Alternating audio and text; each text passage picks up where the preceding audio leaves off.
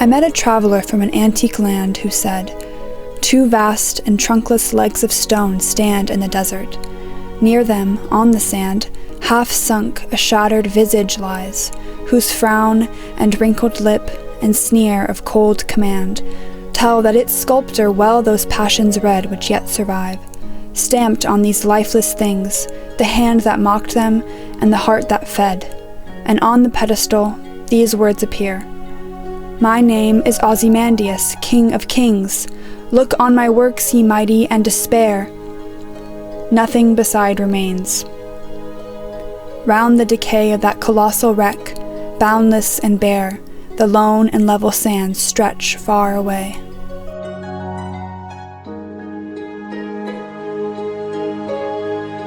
Roughly 70 miles from UCLA's campus, stone ruins collect dust amidst the juniper brush and Joshua trees off Highway 138. It's hard to imagine that this place once buzzed with over 1,000 inhabitants, all hoping for a better life, all yearning for community, all searching for utopia. This was Llano del Rio, a socialist colony founded on May Day in 1914 by Job Harriman. What exactly was this place, and why were they here? And where did it all go wrong?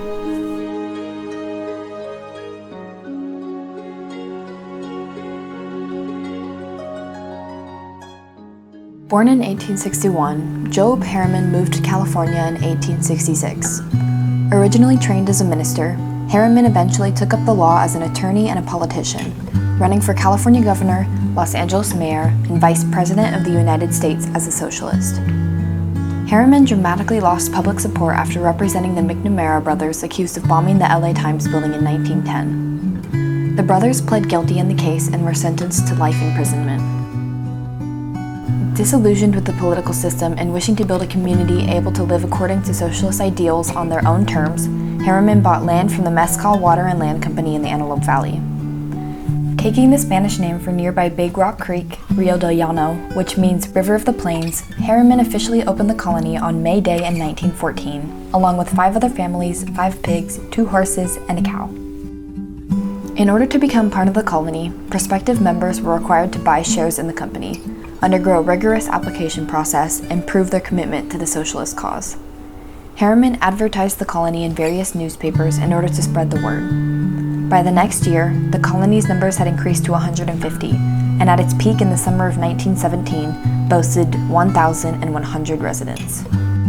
Colonists were expected to work in exchange for their membership, living in makeshift tents while permanent buildings were constructed using local materials. In his 1953 essay, Ozymandias, the Utopia That Failed, Aldous Huxley wrote, "Housing, to be sure, was inadequate, food monotonous, and work extremely hard. But there was a sense of shared high purpose, a sustaining conviction that one had broken out of an age-old prison and was marching shoulder to shoulder with loyal comrades towards a promised land."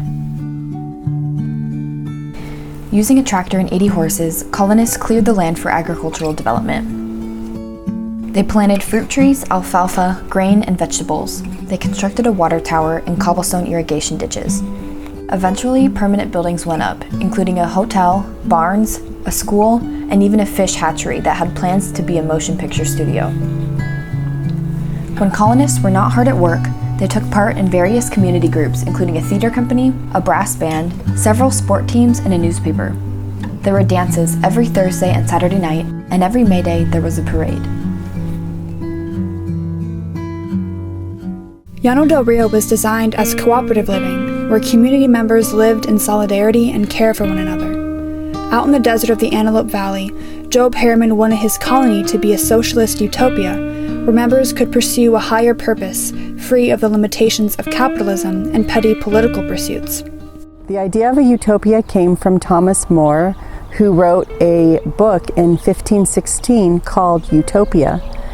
The word utopia actually means no place, and his idea in writing this book was talking about how while Europe was experiencing all the warfare of the 16th century and it wasn't a really wonderful place to live, his idea was that there could be something else in the world that would be an ideal place.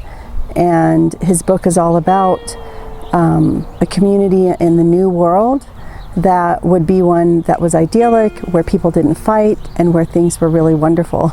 During the late 19th century, many people started to read utopian novels, and these were being written by people like William Morris and Edward Bellamy, and they were a reaction against the reality of life during the industrial age. People were starting to fantasize about an alternative world, a utopian place, a place that didn't exist. So someone like Job Harriman became very interested in these ideas. He was interested in the ideas of socialism, which were also during that time a way people were reacting against some of the abuses in the workplace. Labor union movements were very big at this time, and this was a time during which there was actually a socialist candidate for president. Job Harriman actually ran as the vice presidential candidate on the socialist ticket. So socialism was gaining in popularity during the early 20th century. Publicity pamphlets from the colonies stated, "Llano offers hope and inspiration for the masses. Its purpose is to solve unemployment, to assure safety and comfort for the future and old age." As the colony grew, so did plans for future city development. Advertising brochures described the plans as different in design from any other in the world. Its houses will be comfortable, modern, and harmonious with their surroundings. With this vision in mind, two design plans emerged. The first was from Leonard Cook in 1915. Cook's vision consisted of 6 identical blocks of houses aligned on a hexagonal pathway surrounding the city center, interwoven with paths, streets, and parks. The second was from Alice Constance Austin in 1916. Hers was a radial plan, a collection of rows connecting 8 spokes with private homes, communal parks, and gardens in between each for recreation. Both Austin and Cook's plans emphasized community engagement, recreation, and harmony in their designs, with motifs of equality and geometric precision reflecting the colony's values.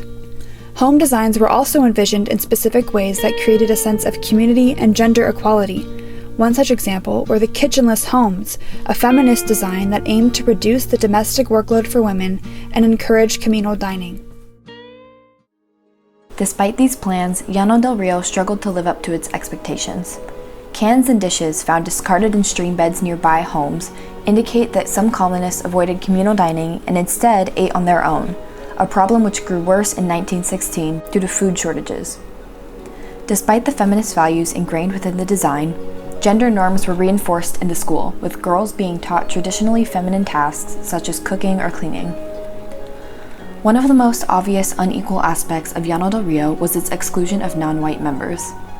Although he claimed there was no intentional racial discrimination, Job Harriman stated that people of color were turned down, not due to race prejudice, but because it is not deemed expedient to mix the races in these communities.